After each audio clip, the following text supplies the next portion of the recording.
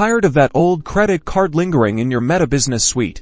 Let's get rid of it. First, head over to your Meta Business Suite. You can do this by going to Business Facebook on and logging in. Once you are logged in, look for the All Tools option. In the left-hand menu, it's usually located at the bottom. Click on it.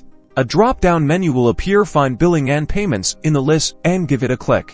You should now be in the Billing and Payments section here. You'll want to focus on the Payment Methods area. Might be a tab or a clearly labeled section on the page.